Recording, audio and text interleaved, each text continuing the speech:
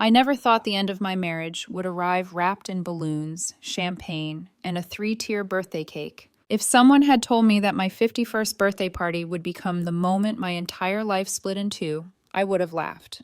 I had spent months planning that night, months imagining laughter, warm embraces, familiar faces, and the comforting illusion that everything I had built over nearly 3 decades was still intact. I was wrong. What I didn't know, what I couldn't have imagined, was that my husband had been sleeping with our daughter's boyfriend.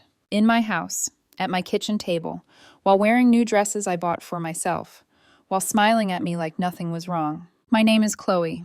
I was married for 27 years. I'm a mother. I'm a woman who believed that loyalty, patience, and forgiveness were strengths until they were used against me. The night everything ended, I stood in a banquet hall filled with people who thought they were there to celebrate me. Friends, family, colleagues, neighbors, people who had known me for decades, people who trusted my husband, people who had watched our daughter grow up. They didn't know they were about to witness the collapse of a marriage in real time. They didn't know that for 6 weeks I had been quietly collecting proof, screenshots, phone logs, hotel receipts, while pretending nothing had changed, while kissing my husband goodbye each morning, while serving dinner to the young man who had once walked into our home holding flowers and calling me ma'am.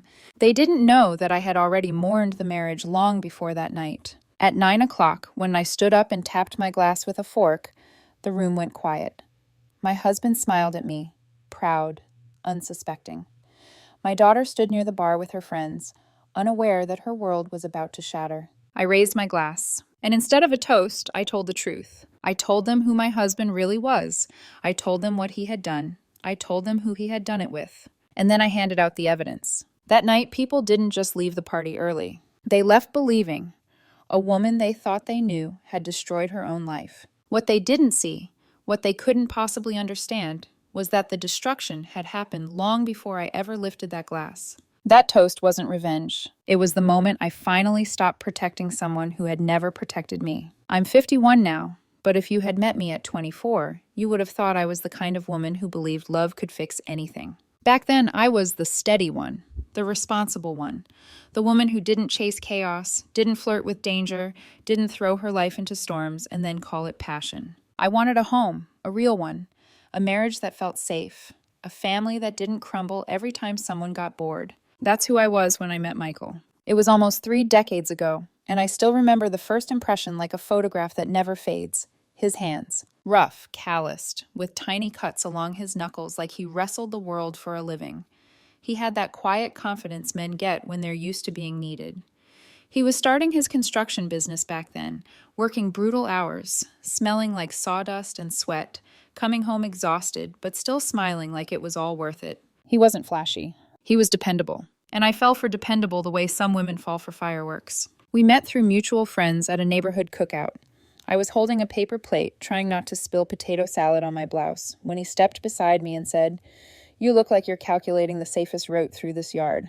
I laughed, because I was. And he grinned like he'd just proven something to himself. That was Michael, always watching, always noticing. He started showing up after that, not in a pushy way, in a steady way. He'd call when he said he would. He'd ask questions and actually listen to the answers. He made me feel like my thoughts mattered. When he proposed, it wasn't some grand public stunt. It was quiet. He cooked dinner in his tiny apartment, burned the garlic bread, then got down on one knee anyway, awkward and sincere, and said, "I'm going to build a life. I want you in it, for all of it." I said yes so fast I didn't even let him finish. And for a long time, it felt like the best decision I ever made. We built our early years the way most couples do. Paychecks, bills, furniture bought secondhand, arguments about stupid things like paint colors and grocery lists. We didn't have much money, but we had a rhythm. And then we had Nora. Our daughter came into the world like a soft, warm promise. Tiny fingers, dark lashes, a cry that filled the hospital room and made me feel like my heart had physically expanded. Michael cried too. He tried to hide it, wiping his face quickly like he had dust in his eye, but I saw it. That's why it took me so long to accept what he became. Because once you've seen a man hold your newborn and swear he'll never let anything hurt her, you don't easily believe he could become the kind of man who would destroy her. For most of our marriage, Michael was the provider, the builder, the man who liked structure and routine. He worked 70-hour weeks when his business was booming, always saying, "Just a few more years, Chloe, then we'll breathe." I supported him. I handled the house. I handled Nora.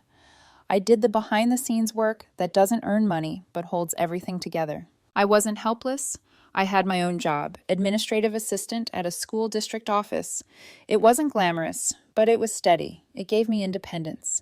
It gave me purpose beyond being someone's wife. But Michael's business was what paid for the big things. The dream house. 15 years ago, when the construction contracts were rolling in and he was finally seeing the payoff of all those brutal years, he surprised me. He drove me out to a quiet neighborhood in Cedar Falls and pulled up to a house so perfect it looked staged. 5 bedrooms, a wide front porch, a huge yard, a pool in the back that glittered like a luxury I never thought we'd have. I remember stepping out of the car and just staring at it. Michael wrapped his arm around my waist and said, "This is the life I promised you." I cried again, not because of the house, because of what it represented. Safety, stability, proof that all those years meant something. And for a while, that house felt like the center of a life that made sense. Nora grew up there.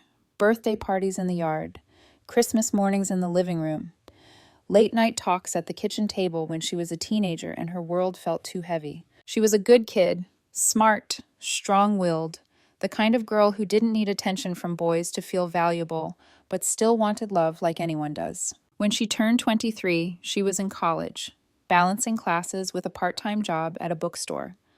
She was building her own life, and 8 months ago, she brought someone home. His name was Edwin. The first time I saw him, he stood at our front door holding a bouquet of cheap supermarket flowers, looking nervous but determined. He handed the flowers to me and said, "Hi, Mrs. Carter, these are for you." Then he turned to Michael and offered a handshake, firm, respectful. He seemed polite, harmless, the kind of young man you assume is a temporary chapter in your daughter's life. Edwin was studying philosophy at a community college. Michael didn't say anything about it, but I saw that flicker in his eyes, judgment disguised as silence. Still, Edwin tried. He helped clean out the garage once, sweat on his forehead, trying to earn Michael's approval. He mowed the lawn twice without being asked. He ate dinner with us and smiled too much, like he was desperate to be liked. I made him sandwiches sometimes, and we'd sit at the kitchen table talking while Nora was upstairs studying. It felt normal. Not warm exactly, but normal. And that's the part that still makes my stomach twist. Because when something begins as normal, you don't notice the line where it becomes dangerous. You don't notice the first time someone's laugh lingers too long, the first time a look holds a second too late, the first time you feel a shift in the air and tell yourself you're imagining things. 3 months ago, I started changing. I didn't think of it that way at the time. I told myself I was just trying to feel good again. I bought new clothes, dresses I hadn't worn in years, tops that showed more skin than my usual. I started wearing makeup again, even on afternoons when I wasn't going anywhere. I told myself it was self-care. I joined a gym and went every morning at 6. I told myself I was doing it for my health. I cooked different meals, tried new recipes. I told myself I was just bored of routine. But the truth is, those changes didn't come from nowhere. They came from attention, from the way Edwin looked at me when Nora wasn't paying attention, from the way he stayed at the dinner table even when Nora was upstairs, from the way Michael kept working late, coming home exhausted, barely looking at me anymore, from the loneliness that builds quietly in a long marriage until you don't recognize it as loneliness. You just recognize it as emptiness. And emptiness is dangerous. Because emptiness makes you reach for things you shouldn't, and it makes you ignore the cost. I didn't know then what Michael would find. I didn't know he would open a car door late one night and see my phone glowing with Edwin's name. I didn't know that one moment would turn my life into a slow, controlled disaster. Weeks of evidence gathering, weeks of pretending, weeks of silence that weren't peace, but a weapon being sharpened. All I knew back then was that something had started. And deep down, some part of me already knew it wasn't going to end quietly. There's a moment in every story like this where nothing technically goes wrong, but everything starts to feel wrong. That's where it began for us. Not with sex, not with lies, but with distance. Michael didn't suddenly change in a dramatic way. He didn't start yelling or disappearing for days. He just stopped being present. He came home later. He ate faster. He answered questions with fewer words. When I talked about my day, he nodded without really listening. When I asked about his, he said, "Same as always," and turned on the television. I told myself this was normal. 27 years of marriage wasn't supposed to feel exciting every day. Stability wasn't loud. Love didn't always announce itself. But something inside me had started to ache, and Edwin noticed. It was subtle at first, the kind of attention that could still pass as politeness if you squinted hard enough. He lingered after dinner, even when Nora was upstairs or out with friends. He laughed too easily at things I said that weren't funny.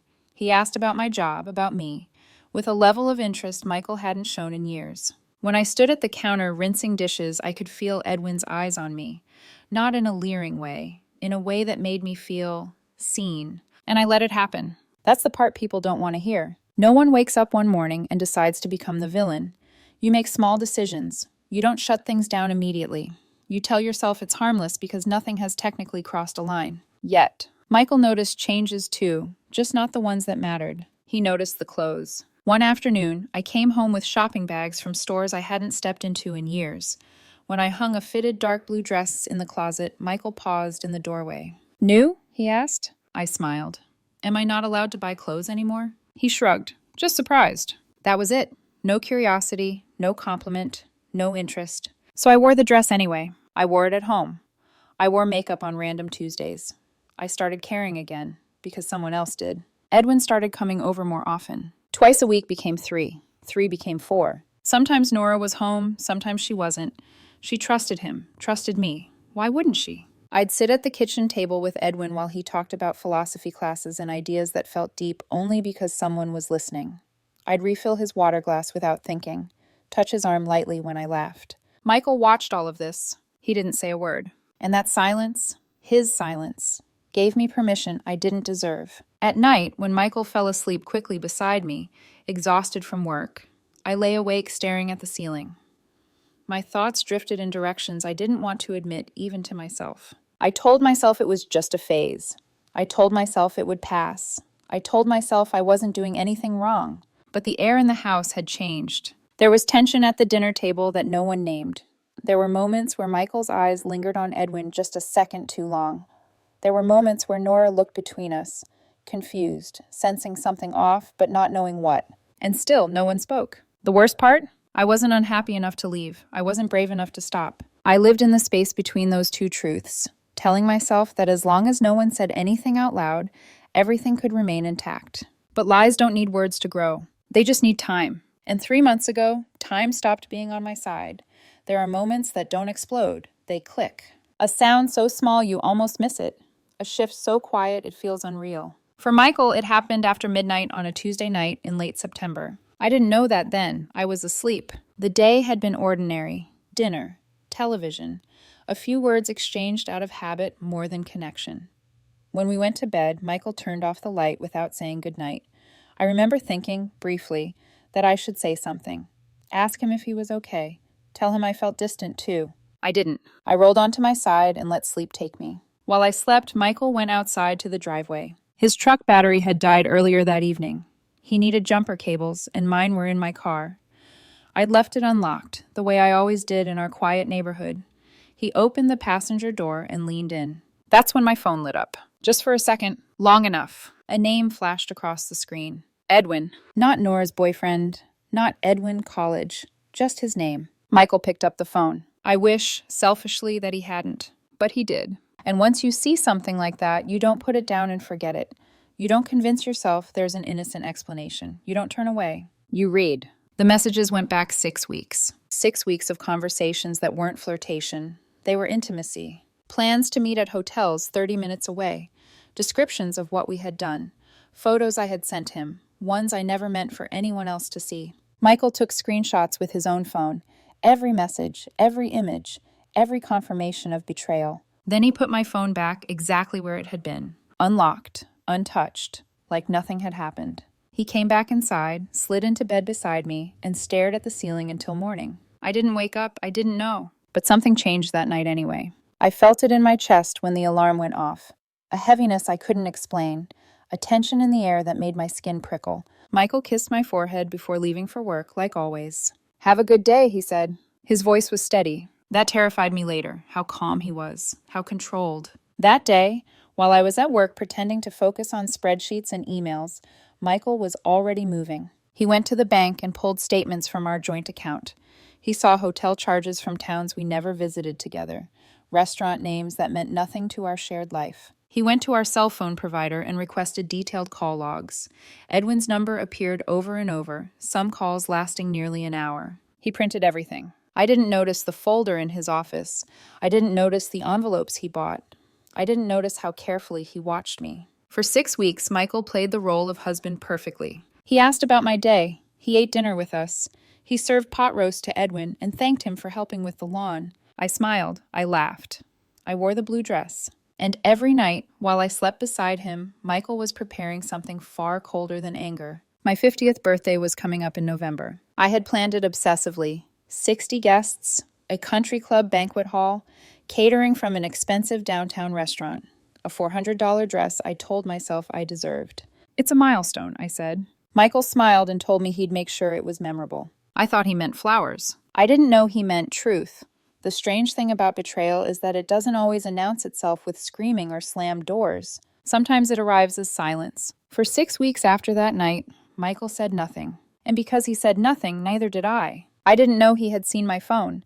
I didn't know he had read the messages. I didn't know he was carrying around proof of everything I had tried to pretend wasn't real. What I did feel, slowly, painfully, was the shift in him. He watched more, spoke less, listened in a way that felt deliberate. When he kissed me goodbye in the mornings, it was gentle but hollow, like a habit he was finishing out of obligation. When we slept together twice during that time, I felt it immediately. His body was there, but his mind wasn't. Afterward, he went to the bathroom and stayed there longer than usual. I told myself he was tired. I told myself work was stressing him out. I told myself the distance was temporary. I told myself a lot of things. Inside, though, something had started to unravel. Every time Edwin came over for dinner, my nerves tightened. I laughed too loudly. I touched his arm too casually. I told myself to stop, and then didn't. Nora would be upstairs studying, trusting us both, talking about her classes, her job at the bookstore, her plans. And I would sit there nodding, smiling, pretending my life wasn't splitting open right in front of me. At night, guilt crept in like a fever. I'd lie awake staring at the ceiling, asking myself questions I didn't want to answer. When did this go too far? Why didn't I stop it when I still could? What does it say about me that I didn't? I told myself Michael had pulled away first. I told myself I was lonely. I told myself it was a mistake, singular, contained, manageable. But the truth didn't care what I told myself. The truth waited. And on the night of my birthday party, it finally spoke. I remember standing near the cake table, glass in hand, smiling at familiar faces. I remember thinking how beautiful everything looked, how carefully I had planned it, how desperately I wanted that night to feel like proof that my life still meant something. When Michael stood up and tapped his glass, my stomach dropped. Not because I suspected what was coming, but because something in his voice had changed. He spoke calmly, clearly, with the confidence of someone who had already survived the worst part. When he said my name, I felt a flicker of pride. When he talked about our marriage, my eyes burned. When he talked about our daughter, my heart swelled. And then he said the words that ended everything. That I had been having an affair. That it was with our daughter's 23-year-old boyfriend. That it had been going on for 3 months. The room didn't gasp. It went dead quiet. I felt my face drain of color. My smile froze, then shattered. The glass slipped slightly in my hand, champagne sloshing over the rim. I tried to speak. Nothing came out. When Michael started handing out envelopes, proof, I finally understood. This wasn't anger. This was planning. This was precision. People opened the envelopes. I saw it happen in real time, the shift in their eyes as they read. The way their bodies leaned back, away from me, as if betrayal were contagious. My sister dropped hers. My coworkers stood up and left without a word. Neighbors avoided my gaze. And then I saw Nora, standing near the bar. Her face went white. Her eyes darted between Michael and me, searching for a lie that wasn't there. She left without saying a word. That was the moment something inside me broke beyond repair. I tried to reach Michael. I tried to explain.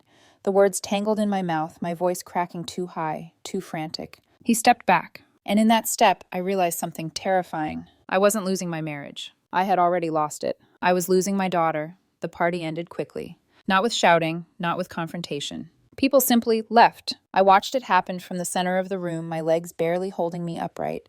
Groups dissolved. Conversations stopped mid-sentence. Chairs scraped against the floor. Coats were grabbed without goodbyes. Within 15 minutes, the room that had been full of laughter and music was half empty. By 9:30, only my immediate family remained. Michael didn't look at me again, not once. He walked out without saying a word, leaving me surrounded by people who suddenly didn't know what to do with me. My sister tried to pull me toward a chair. I shook her off. My brother-in-law guided me down anyway, his hands firm on my shoulders as if I might collapse, which, in truth, I was already doing on the inside. I cried then. Not quietly. Not gracefully. The makeup I had spent hours perfecting streaked down my face, my mascara burning my eyes as it ran. My chest felt tight, like someone had wrapped wire around my ribs and was slowly twisting. I kept looking toward the door. For Nora, she didn't come back. That night I didn't go home. I couldn't. I stayed with my sister, curled on her couch, shaking as the shock wore off and the consequences started sinking in. She told me what Michael had done was cruel, that humiliating me in public was unforgivable, that marriage problems should be handled privately. I clung to those words like a life raft, because if Michael was cruel, then maybe I wasn't the only villain. The next morning, she called him. I heard only her side of the conversation. You didn't have to destroy her like that. She's your wife. You've embarrassed her in front of everyone she knows. When she hung up, she told me Michael refused to talk. That was the first day I realized he wasn't going to argue with me. He wasn't going to negotiate. He was done. Nora didn't come home that night. I texted her, called her, left messages I don't remember writing. No response. 3 days later, she came back. She walked straight past me, dragging 2 suitcases upstairs, and closed her bedroom door without looking at me. The sound of it clicking shut echoed through the house like punctuation at the end of a sentence. For days, we existed in the same space without speaking. I cooked. She ate when I wasn't in the room. She avoided my eyes. When she finally spoke, it wasn't the conversation I had rehearsed in my head. Why didn't you tell me? She asked quietly. I froze. I told her I didn't know how, that I was afraid of hurting her, that I thought I could fix it before she ever found out. She listened. Then she said, "You should have found a way," and went back upstairs. Michael filed for divorce that Monday. I found out through his lawyer. The paperwork was clinical, efficient. It listed our assets, our house, his business, our savings. 27 years reduced to numbers on a page. I called him. He didn't answer. I left voicemails, some calm, some desperate, some angry. I hated myself for how unhinged I sounded, but I couldn't stop. My family started texting Michael, telling him to reconsider, telling him he was being too harsh, that people make mistakes. He didn't respond to them either, and then things got worse. Michael's lawyer sent a response to mine that included copies of everything. Messages, call logs, hotel receipts. There was no room to deny it, no room to soften it. I hired my own lawyer. He warned me gently that affairs, especially ones this explosive, change leverage. I demanded half of everything. Michael refused. Nora found more evidence before I even knew it existed. She went through the master bedroom while Michael was at work and I was out. When I came home, drawers were pulled out. Clothes lay scattered across the floor. She was holding a stack of cards. Birthday cards. From Edwin. Recent. She tore them apart without crying, without shaking.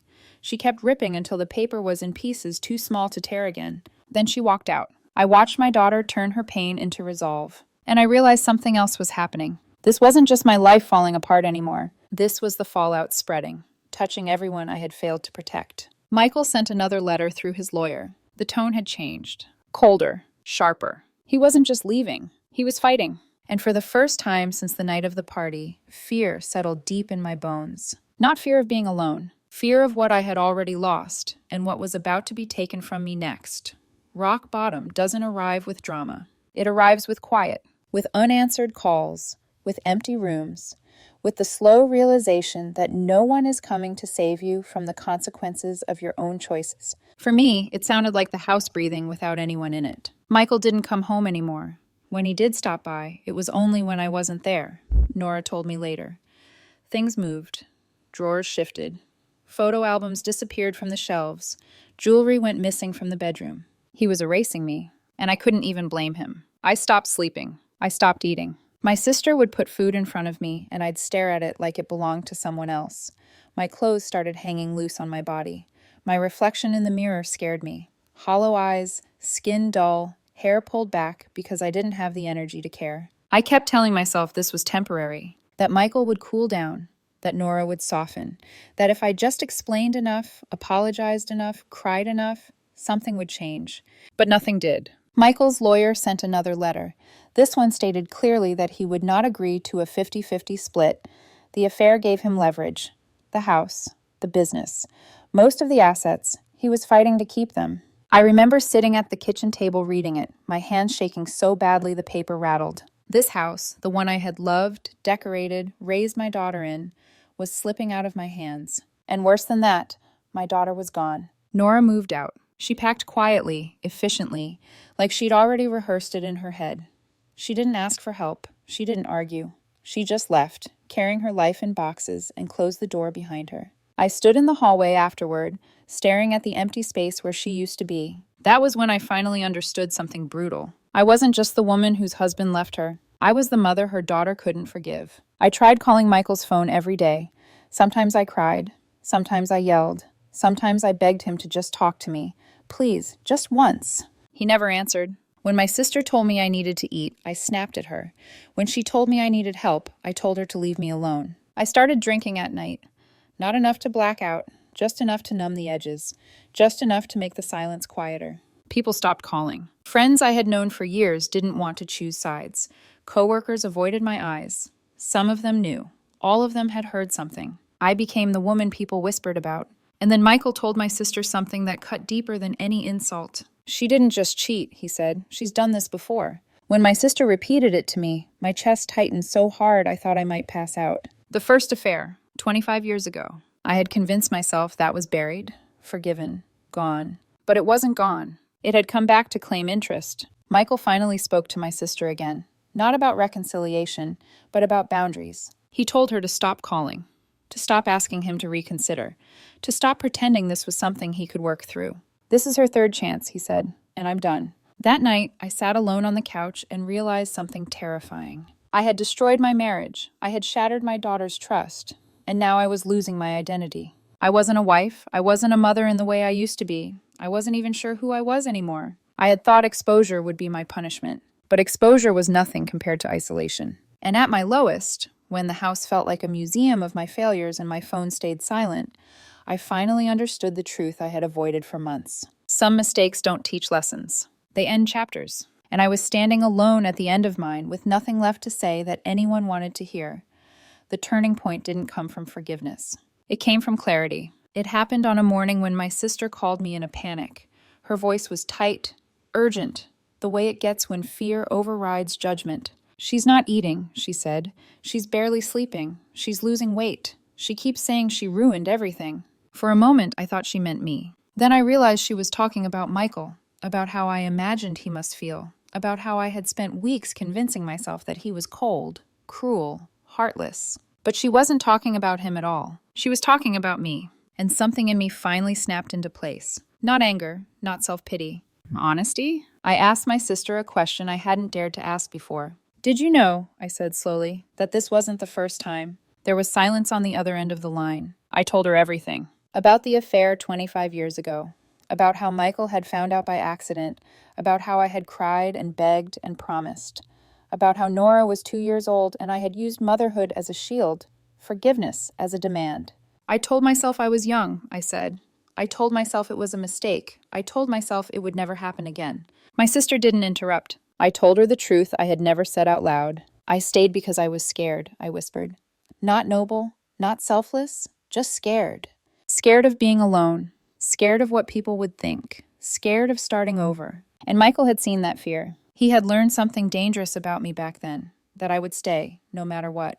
When the call ended, I sat there for a long time, staring at the wall. For the first time since the party, I stopped framing myself as the victim of exposure. I saw myself as the architect of silence. I had taught Michael that betrayal had no consequences.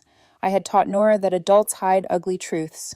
I had taught myself that discomfort was better than loss. And Edwin? Edwin was just the final symptom of a disease I had refused to treat. That afternoon, I went back to the house, my house, though it no longer felt like it belonged to me, and stood in the master bedroom. The bed was stripped, the closets half empty. This room had held 2 marriages, the one everyone saw, and the one built on forgiveness that was never earned. I sat on the edge of the bed and let the truth settle fully for the first time. Michael wasn't punishing me. He was protecting himself. And Nora wasn't cruel for walking away. She was choosing boundaries I had never modeled. That realization didn't fix anything.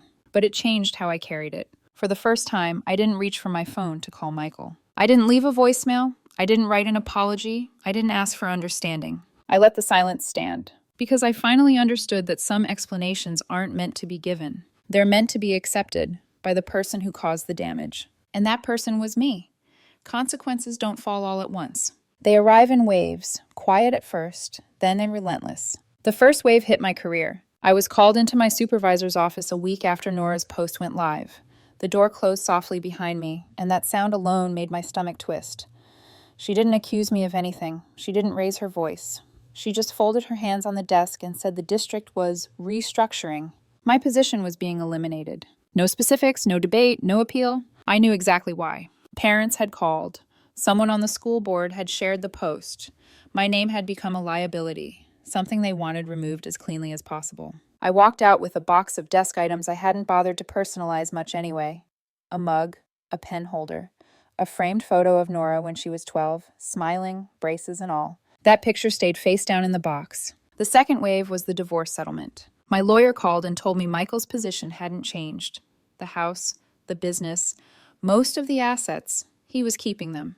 I was offered 30% of the marital estate, my car, and a clean break. I wanted to argue. I wanted to scream that 27 years had to count for more than that. But I had no leverage left. When I signed the papers, my hand didn't shake.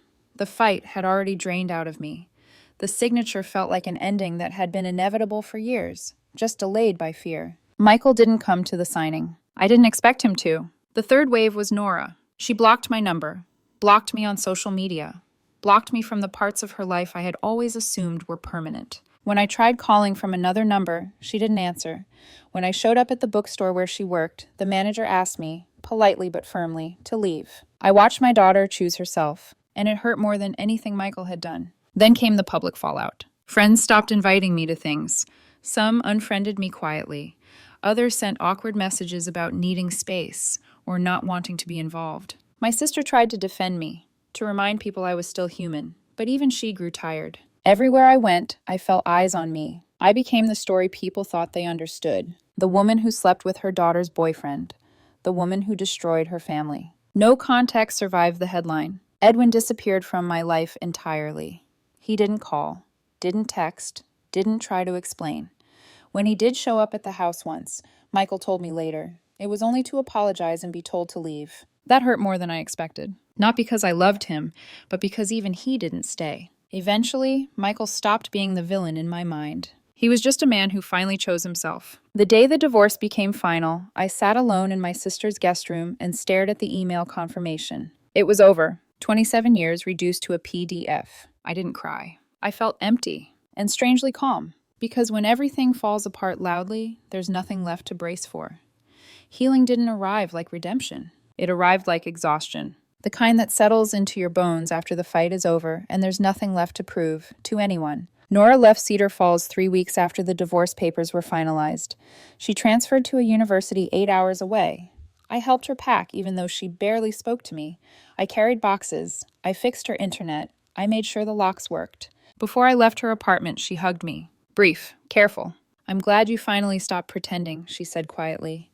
I just wish it hadn't taken so long. That was all. I drove back alone. The house didn't feel like mine anymore, not because Michael still owned it, but because every room carried a version of myself I didn't recognize.